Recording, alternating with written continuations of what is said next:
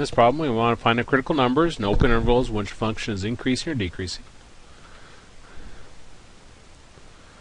So we got f of x is equal to x minus 4 to the third power. Now our first step is to find derivative. This is a chain rule, specifically a general power rule. We got parentheses to a power. So our formula says take your power, put it out in front. What's inside the parentheses remains as is. Lower your power by 1, and then you multiply it times the derivative of what's inside the parentheses. So again, if you got parentheses to a power, take your power, put it out in front. What's inside your parentheses remains as is. Lower your power by 1 times the derivative of what's inside the parentheses. So we got 3 times x minus 4 squared times the derivative of x minus 4 is 1. So we just get 3 times x minus 4 squared. Okay. Step 2.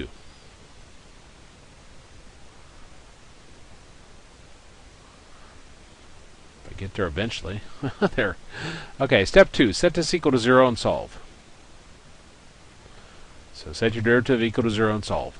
Now remember, if you got parentheses to a power, so you got a power, you got a number out in front. The power will drop away, the number will drop away, and you always just set what's inside your parentheses equal to 0. Now that's always true if you got a power and a number out in front with multiplication. Then solve that, and we get x is equal to 4. 3.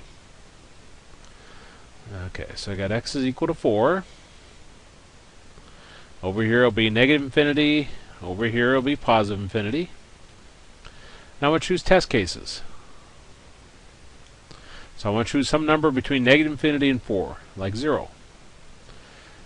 And over here we want to choose some number between 4 and positive infinity, like 5 or 6 or whatever you want, but as long as it's between 4 and positive infinity.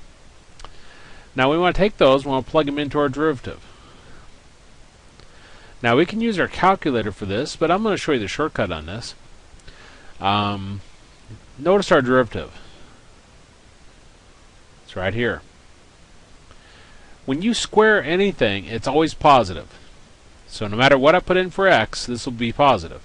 And when you multiply times 3, it's still positive. So no matter what I put in test case-wise, it's always going to be positive. So this is increasing, and this is increasing. So it's increasing from negative infinity to 4, and it's also increasing from 4 to positive infinity. And those will be our answers.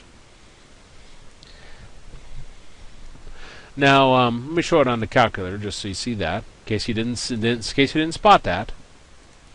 We're going to go to our y equals clear, and we'll plug in 3 beginning parentheses x minus 4 close parentheses x squared. Now you got to set your table up on the calculator. So we'll do second window to go in table settings. Just table setup. Then I'll down arrow to the independent line. Right arrow, put your flashing cursor in the ask and press enter one time. And that should set your highlight into ask.